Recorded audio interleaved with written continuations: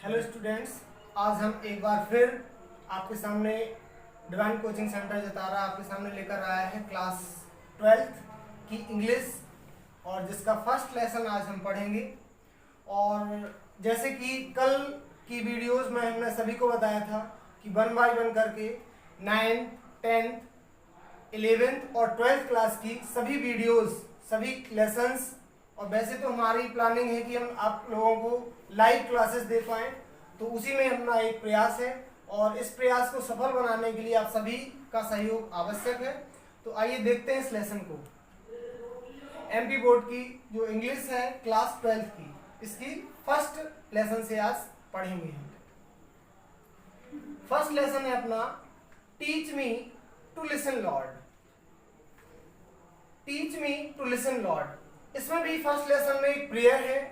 इसके पोएट का नाम नहीं है, एनोनिमस है, मतलब कि इसके पोएट का नाम जो है वो अज्ञात किया गया है। Teach me to listen Lord ये लेसन का नेम है। नेम और पोएट के नेम पर हम क्यों जोड़ देते हैं? क्योंकि अक्सर जो एग्जाम में अनसीन पैसेज के रूप में तुम्हारी पोएम्स की लाइन आती है उनमें पूछे जाते हैं। Teach me to listen lord means हे भगवान मुझे सुनना सिखाइए। अब हमें लग रहा होगा कि सुनना तो हमें आता है। अब देखते हैं इस लेसन में क्या क्या है और किस प्रकार का सुनना हम भगवान से सीखना चाहते हैं। What is more important? देखें क्या आवश्यक है? टू स्पीक इफेक्टिवली या और टू लिसन अटेंटिवली। प्रभावपूर्वक बोलना या फिर ध्यानपूर्वक सुनना, क्या जरूरी है? और whom should we listen to? हमें किसको सुनना चाहिए? और हाउ यानी कि कैसे सुनना चाहिए। तो आइए इस पोएम को पढ़ते हैं और इन प्रश्नों के उत्तर जानने का प्रयास करते हैं। देखें, सबसे पहली लाइन इसकी स्टार्टिंग होती है teach me to listen Lord. Teach me, जैसे कि कल हमने देखा था और भी कई सारे वर्ड्स हैं, जबकि गॉड और लॉर्ड ये दो शब्द से केवल और केवल हमें ईश्वर का ही पता चलता है। लॉर्ड एक शब्द, और लॉर्ड जो शब्द है वो जज के लिए भी यूज किया जाता है, क्योंकि न्यायाधीश का आदर भगवान की तरह होता है।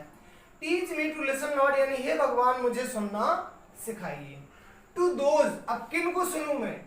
टू दोज उनको सुनूं जो क्या है, नियरेस्ट मी, जो हमारे सबसे पास हैं। अब सबसे पास कौन कौन है?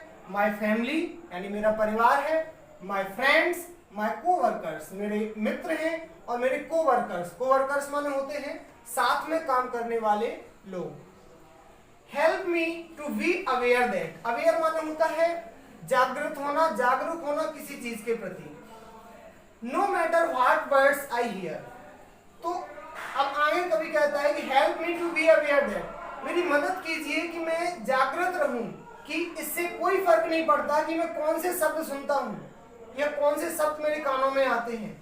द मैसेज इज, हर प्रकार के शब्दों का एक ही मतलब होता है, except the person I am, कि मैं जैसा भी हूं मुझे स्वीकार करो। लिसन टू मी, मेरी बात सुनो। सबको इसमें संसार में सब लोग सुनाने वाले बैठे हैं, सब लोग चाहता है कि हमारी बात सुनी जाए। तो सबके उस बातों में केवल एक ही संदेश होता है कि आप हमें स्वीकार कीजिए और हमारी बात को सुनिए। आगे देखते हैं, अगली लाइन है, अगला stanza. Teach me to listen Lord to those. अब सेकंड पैराग्राफ में कभी क्या कह रहा है कि आप उनको सुनना सिखाइए जो क्या है, far from me. Far means होता है दूर, नियर मीन्स पास, फार मीन्स दूर, जो हमसे कैसे हैं, मुझसे दूर हैं। The whisper of the hopeless. अब यहां पर एक शब्द आया है विस्पर, थोड़ा सा ध्यान से देखें तो नीचे सभी को मीनिंग दिखाई दे रहे होंगे। विस्पर, विस्पर का मतलब होता है आ लो क्वाइट वॉइस और द साउंड समबडी मेक्स, यानी कि बिल्कुल आराम से जो कोई बात करता है या मन में कोई अलग से बोल रहा हो, जिसे हम बोलते हैं फुसफुसाना। ठीक है। होपलेस यानी कि जो निराश हैं, जिनमें आशा नहीं बची है, उनकी आवाज हमें सुनाई दे।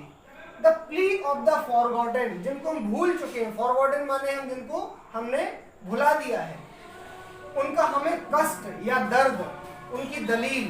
प्ली माने होता है कष्ट होना या कोई दलील देना, या जैसे हम किसी को शिकायती स्वर में कुछ कहना चाहते हैं तो उसको प्ली बोलते हैं। द क्राई ऑफ एंग्विस्ड, और हमें किसका, जो क्रोधित है, जो एंग्विस्ड हैं, एंग्विस्ड का मीनिंग सभी को दिखाई दे रहा होगा, people having severe pain, pain means होता है कष्ट या दर्द। एंग्विस्ड जब हम गुस्सा कब आती है, जब हम किसी दर्द से गुजर रहे हो, मेंटल सफरिंग, मानसिक रूप से कोई बीमारी हो, या फिर अनहैप्पीनेस, हमारे में कोई अनहैप्पीनेस यानी कि हम नाखुश हों, तब हम क्या होते हैं, भी हमारे चेहरे पर एक गुस्सा प्रकट होता है जिसे हमने नाम दिया है एंग्विस्ड।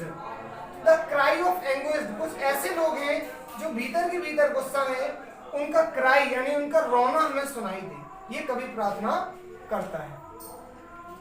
आगे देखें, थर्ड स्टैंजा हमसे क्या कहना चाहता है, इसमें है teach me to listen Lord to myself, हे भगवान मुझे खुद को सुनना सिखाइए कि मैं खुद की बात सुनूं। Help me to be less afraid, और कैसा बनूं, लेस अफ्रेड यानी कि कम भयभीत, मेरे अंदर का जो भय है, जो डर है वो कम हो। To trust the voice inside, और मैं भीतर की जो वॉइस है, आवाज है, उसको क्या करूं, उस पर ट्रस्ट, ट्रस्ट मीन्स होता है भरोसा करना। बिलीव शब्द सभी ने पढ़ा होगा, अगर सिनोनिम में लिखने के लिए आए तो ट्रस्ट का बिलीव लिखा जा सकता है। तो मैं अंदर की आवाज पर क्या करूं, भरोसा करूं। In the deepest part of me, जो अंदर की आवाज है वो कहां से आती है, हमारे भीतर के बिल्कुल अंतर मन में जो हिस्सा है, डीपेस्ट सबसे ज्यादा गहराइयों में जो हिस्सा है, वहां से जो आवाज उठती है उस आवाज को मैं सुनूं। टीच मी, इसके बाद देखें आगे, teach me to listen Lord for your voice, मुझे आपकी आवाज, अब हमने अपने अंदर आत्मा की आवाज सुन ली, जो पास में थे उनकी सुन ली, और दूर थे जो उनकी भी सुन ली। उसके बाद अब हमें किसकी आवाज भी सुननी है, फॉर योर वॉइस, भगवान की आवाज भी सुननी है। कब कब सुननी है, इन बिजीनेस, जब हम व्यस्त हो, एंड इन बोर्डम, बोर्डम यानी कि जब हम बोर हो रहे हो, उदास हो रहे हो, इन सर्टेनिटी, जब हम निश्चितता में हो, कोई निश्चित विचार हमारे मन में हो, एंड इन डाउट, जब हम किसी शंका में हो, यानी कि इतनी सारी चीजें हैं। और भी आगे देखिए, इन नॉइस, जब हमें कहीं पर शोर हो रहा हो तब भी आपकी आवाज सुनाई दे, एंड इन साइलेंस, जब कहीं पर शांति हो, साइलेंस हो, तब भी आपकी आवाज सुनाई दे। Teach me to listen lord, और इतने सब प्रकारों में हे ईश्वर मैं आपकी आवाज को सुनूं, ये कवि कहना चाह रहा है इन पंक्तियों में। तो इस प्रकार से हमारा ये लेसन यहाँ पे समाप्त है। देखते हैं इसके क्वेश्चन आंसर्स। क्वेश्चन आंसर्स में सबसे पहले, क्वेश्चन आंसर से पहले हम देख लेते हैं इसका कि अबाउट द पोएम हमसे क्या कहना चाहती है। अबाउट द पोएम, क्योंकि अबाउट द पोएम को पढ़ने से 99% अपने क्वेश्चन आंसर्स क्लियर हो जाते हैं। जो चीज हमारी पोएम में क्लियर नहीं हो पाई वो अबाउट द पोएम से क्लियर हो जाती है। We know the difference between hearing and listening, हम सुनने और सुनने में अंतर जानते हैं। हियरिंग और लिसनिंग, हियरिंग का मतलब होता है जब ऑटोमेटिकली आपके कानों में कोई ना कोई शब्द पहुंचता रहता है तो उसको हियरिंग बोलते हैं, और जब हम कोई चीज ध्यान पूर्वक सुनते हैं उसको हम लिसनिंग बोलते हैं। It is widely accepted that listening is a skill that is acquired through dedication and practice। तो ये सभी को ये स्वीकार किया जाता है, ऐसा माना जाता है कि जो लिसनिंग यानी सुनने की जो कला है वह एक कौशल है जिसे एक्वायर्ड यानी प्राप्त किया जाता है, किससे, थ्रू डेडिकेशन यानी समर्पण, और प्रैक्टिस यानी कि अभ्यास के द्वारा। It is said that a good person is invariably a good listener, ऐसा कहा जाता है कि एक अच्छा व्यक्ति एक अच्छा श्रोता होता है। लिसनर मीन्स होता है श्रोता। The poem in the form of prayer, ये कविता के रूप में जो एक प्रकार है वो आपसे प्रार्थना है। इस प्रार्थना को कविता के रूप में कहा गया, वो आपसे क्या कहती है, टेल्स अस, वो हमसे कहती है कि हम कैसे बने, बी गुड लिसनर्स, हम एक अच्छे श्रोता बने। We should begin by listening to those, हम किसको सुनने से शुरुआत करें, हम उन व्यक्तियों को सुनने से शुरुआत करें who are the nearest, जो हमारे सबसे पास है। We may find out that, हमें यह पता चल सकता है कि although they do not speak, तो हम ये पता चलेगा हमें कि वे बोल नहीं सकते हैं। इट अलाउड इट, वे जोरों से नहीं बोल सकते यानी तेज आवाज में नहीं बोल सकते। They all want our attention and recognition, बल्कि वे हमारा ध्यान और हमारी पहचान, हमारा ध्यान अपनी ओर खींचना चाहते हैं। वे चाहते हैं कि उनकी बात को सुना जाए। The poem tells us to heed, heed माने भी होता है सुनना। अब यहाँ पर एक सिनोनिम हमारा तैयार होता है। हियर का सिनोनिम कभी पूछा जाए तो वो होता है heed. The poem tells us to heed the voices, ये कविता कहती है कि हम सुने उन आवाजों को which may not be within our earshot, जो हमारे कानों तक नहीं पहुंचती हैं। They are the voices of the people who are oppressed, वे उन लोगों की आवाज है जिन्हें दबाया गया है, कुचला गया है। Who are suffering and who can not tell us their woes, जो बीमार हैं, पीड़ित हैं, लेकिन वो अपने कष्टों को, वोज मीन्स होते हैं कष्ट, वो अपने कष्टों को क्या नहीं कर सकते, कैन नॉट टेल, हमसे बता नहीं सकते, कह नहीं सकते। We should reach them and listen to their plea, हमें उन तक पहुंचना होगा और उनके उस कष्ट को, उनके उस दर्द को हमें क्या करना होगा, सुनना होगा। Conscience is the inner voice, हमारी जो अंतरात्मा की आवाज है वो क्या है, इनर वॉइस है। दैट वांट्स, वो हमें क्या करती है, चेतावनी देती है। अगेंस्ट अ सिंफुल डीड, वो एक पाप से भरा हुआ कर्म, सिन माने होता है पाप, SIN सिन मीन्स क्या होता है, पाप, और सिंफुल माने होता है पाप से भरा हुआ। डीड, डीड मीन्स होता है कर्म, वो हमें एक पाप से भरे हुए कर्म के खिलाफ हमें चेतावनी देती है। जैसे सभी जानते हैं जब कोई चोरी करने जाता है या कोई गलत काम करने जाता है तो हमारे पैर कांपते हैं, मन नहीं मानता, तो ये सारी चीजें क्या है, वो कंसाइंस, अंतरात्मा जो हमारी है, जो उसकी आवाज है, इनर वॉइस है, वो हमें चेतावनी दे रही होती है कि ऐसा मत करो। इट डिस्टिंग्विश, डिस्टिंग्विश माने होता है भेद करना, अंतर करना, बिटवीन, किसके बीच में, what is right and what is wrong, वो आवाज हमें बताती है कि क्या सही है और क्या गलत है। When we do wrong, जब हम गलत करते हैं, we suppress this voice, तो हम इस आवाज को दबा देते हैं। We should instead trust it, हमें क्या करना चाहिए बदले में, इस आवाज पर भरोसा करना चाहिए, and listen to it, और इसे सुनना चाहिए। Finally, the poet want us to listen the God's voice, जब अंत में कवि क्या चाहता है हमसे कि हम भगवान की आवाज सुने, which guide us everywhere and at all times, जो हमें हर जगह क्या करेगी, गाइड यानी कि पथ प्रदर्शन करेगी। ठीक है, तो ये तो हमने समझी कि पोएम में क्या क्या था। इसके जरिए हमने कई सारे वर्ड्स भी सीखे और एग्जाम रिलेटेड वर्ड्स सारे के सारे। अब देखते हैं इसके हम क्वेश्चन आंसर्स। क्वेश्चन आंसर्स में ज्यादा क्वेश्चन आंसर्स नहीं है, 4-5 क्वेश्चन आंसर्स हैं।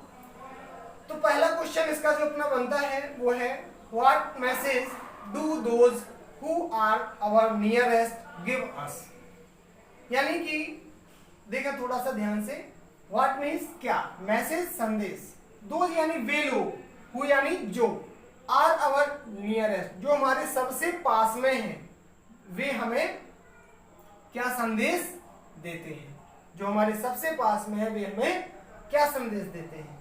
The message that they must, अब इसको पहले तो हमने जैसे कल सभी को बताया था कि हम चाहें तो क्वेश्चन में से आधा आंसर अपना बना सकते हैं, उसको कंप्लीट कर सकते हैं।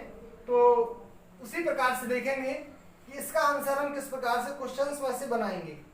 ठीक है, तो देखें इसको, क्वेश्चन में से हम कहां से बनाएंगे, दोज से, ये अपना सब्जेक्ट था, तो those who are our nearest, फिर गिव अस, क्या करते हैं वे, गिव अस यानी देते हैं। उसके बाद हम आंसर से लिखेंगे द मैसेज, संदेश देते हैं, की दैट मीन्स की, दे मस्ट बी लिसन, उनकी बात अवश्य ही सुनी जानी चाहिए, एंड एक्सेप्टेड, और उन्हें स्वीकार किया जाना चाहिए, एज दे आर, वे जैसे भी हैं उनको स्वीकार किया जाना चाहिए।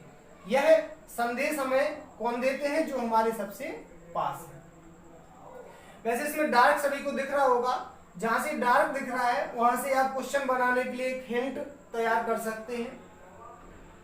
क्वेश्चन नंबर 2 देखें, who are the people far from us? ऐसे कौन से लोग हैं जो हमसे दूर हैं?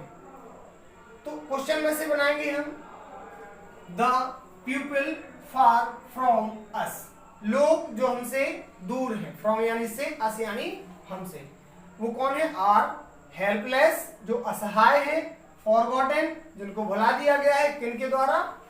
बाय सोसाइटी यानी कि समाज के द्वारा, एंड एंग्विज्ड, और जो क्रोधित है।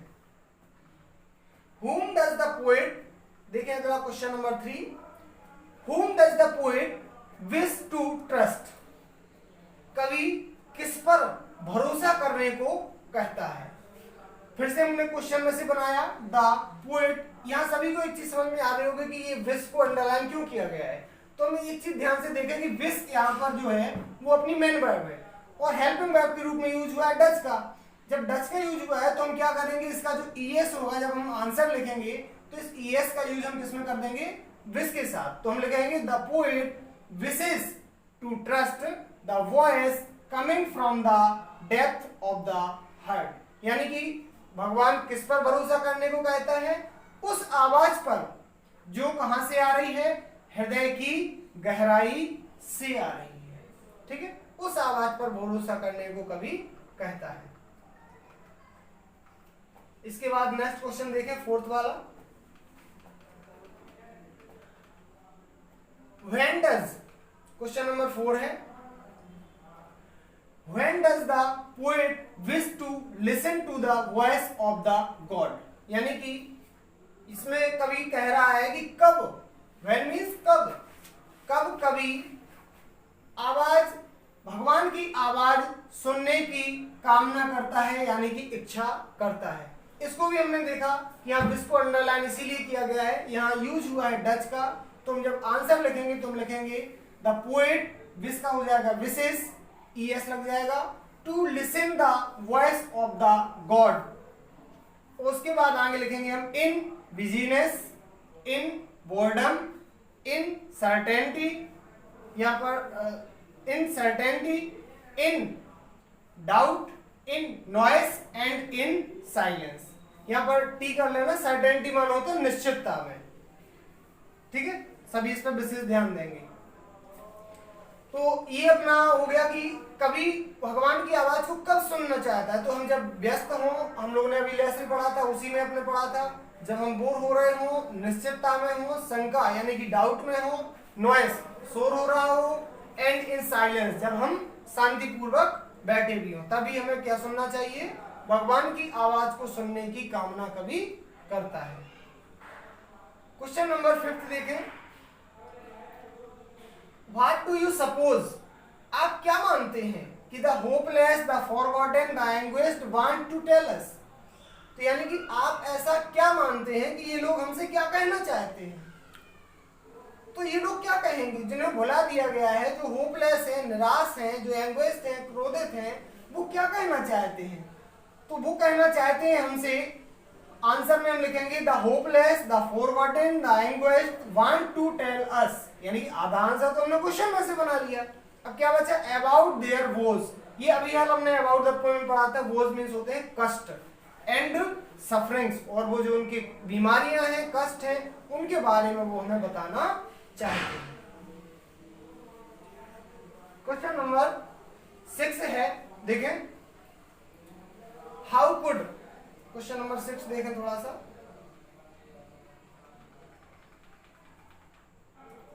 How could listening to one's inner voice be helpful?